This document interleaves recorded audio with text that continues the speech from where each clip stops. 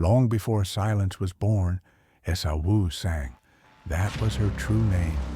Before foreign tongues reshaped it into Owu, the waterfall was Esawu, sacred, sentient, alive. Nestled in the ancient hills of Igbalmina, her roar echoed through the mountains, a song of spirit, of power, of memory. The people of Owa Kajola and Owoniyi lived in her shadow, and every generation Esawu chose a guardian, one whose voice could echo hers. This time she chose Arodan, calm, reverent, the firstborn son of the high chief. Beside him stood Ojeniyi, bold, restless. His younger brother, they had both trained. They had both stood in the sacred waters, but only one was chosen. The priestess poured the cold water of Esawu over Arodan's head. The falls roared, birds scattered, leaves spiraled, and Arodan glowed. The gods had spoken. Ojeniyi said nothing, but something inside him cracked. Days passed. Arodan began his training, learning to speak with the mist, to chant the waterfall's sacred rhythms, to become the voice of Esawu. Ojeniyi withdrew, his pride wounded, his silence deepening.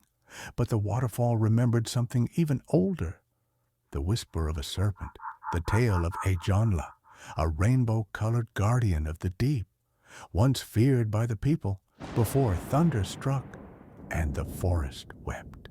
That old story was not over yet. One night, driven by envy and longing, Ojeniyi broke a sacred law. He entered the cave behind the waterfall, a place forbidden by tradition, a place where only the worthy may step, where the voices of ancestors still breathe through stone. The villagers warned, that cave is not for wandering feet. It is a doorway. But Ojeniyi did not listen. Inside he found it, a still black pool, colder than death, older than fire. A voice, soft, sweet, whispered to him, "Drink, be seen." He drank. The cave shook. From the rocks rose a glowing spirit. "Ya Owu, the waterfall goddess herself.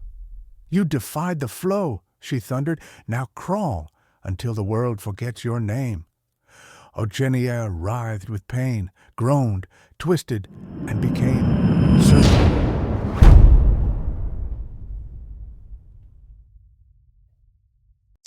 A teenage girl, Teniola, began to dream. Two brothers, one glowing with light, the other coiled in sorrow beneath a dying tree. She ran to Elder Adepoju, the keeper of old whispers.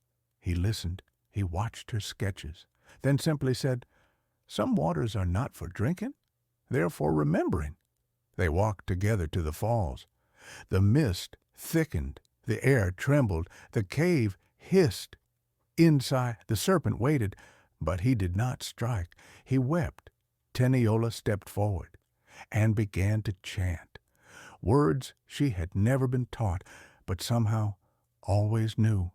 The mist spun. A figure rose, tall, radiant. Arodan, light to shadow, brother to serpent. They embraced, and the water roared. The curse shattered. Esawu flowed again, and peace fell like mist.